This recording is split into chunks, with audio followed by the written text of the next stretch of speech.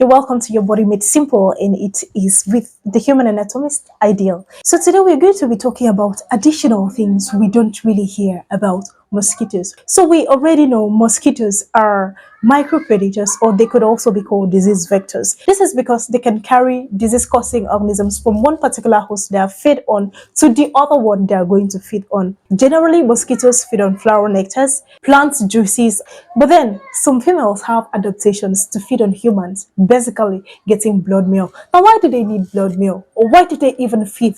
Just like humans, we basically eat to get energy and other nutrients we need to develop our body and for our growth in general well-being. It's the same for mosquitoes. So they suck the flower nectars and plant juices and even human blood to get energy in form of sugar, basically carbohydrates. But the thing is that they have more concentrated nutrients in blood meal compared to the flower nectars and plant juices. We're talking about nutrients like proteins and lipids. This may not be found in the flower nectars and other plant juices. Now, why do the females and not also the male have adaptations to get blood meals from humans? It is because these females need this blood meal for the development of their egg, basically for reproduction. After mating with the male, the female goes to get blood meal because it needs protein to develop its egg. You already know when we talk about egg, we're talking about large amounts of protein. We're talking about protein reservoir. We're talking about large amounts of protein in there. So these mosquitoes, for their own egg to develop and then turn into mosquitoes, like basically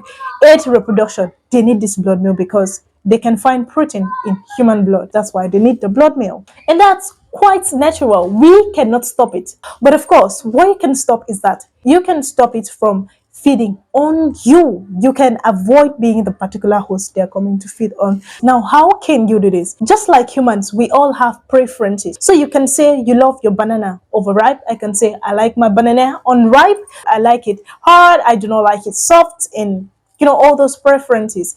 It's the same thing with mosquitoes. Mosquitoes have preferences for the kind of hosts they feed on. Knowing these preferences and then trying to avoid these characteristics they prefer will make you a less likable host for them to feed on. Now, what are these preferences? One, mosquitoes prefer to feed on humans with blood group O. Well, that's unfortunate, but there are other preferences. So even if you have blood group O, you can still avoid being bitten by mosquito lots of times. Mosquitoes identify their hosts using three things. Number one, they can sense carbon dioxide we exhale when we breathe. Secondly, they are attracted by, or they can sense, the biochemicals contained in our sweat, basically perspiration. Thirdly, they are attracted to dark colors. Knowing how mosquitoes find their hosts, how do you avoid them? Can you stop exhaling carbon dioxide? Of course not. But what you can do is that you can maintain a good hygiene such that you do not sweat too much and then you do not have body odor, because mosquitoes are going to sense the chemicals in your sweat. Basically, I guess that's what constitutes body odor.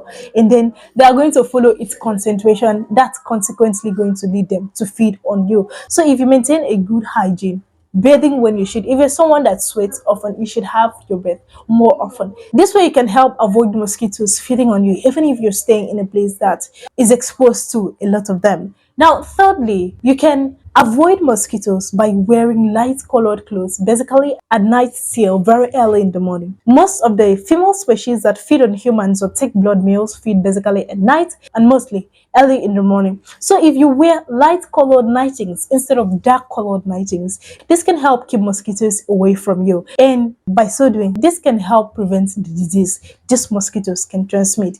If you can stick to these things we've talked about, so you can see that you can avoid the likes of malaria, yellow fever, dengue fever, filariasis, and all the other kinds of disease mosquitoes can carry from one host to the other. As a way of looking out for your health and looking out for yourself, even if you stay in an environment exposed to mosquitoes, try and make sure you maintain a good hygiene.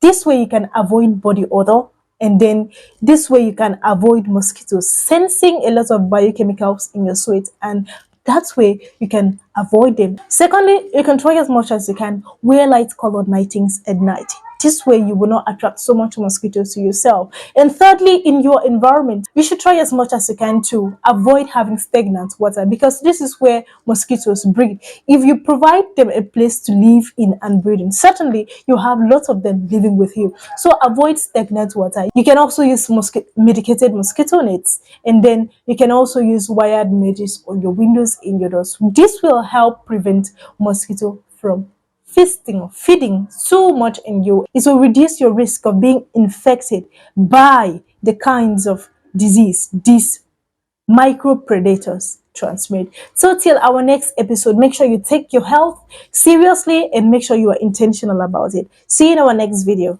Goodbye.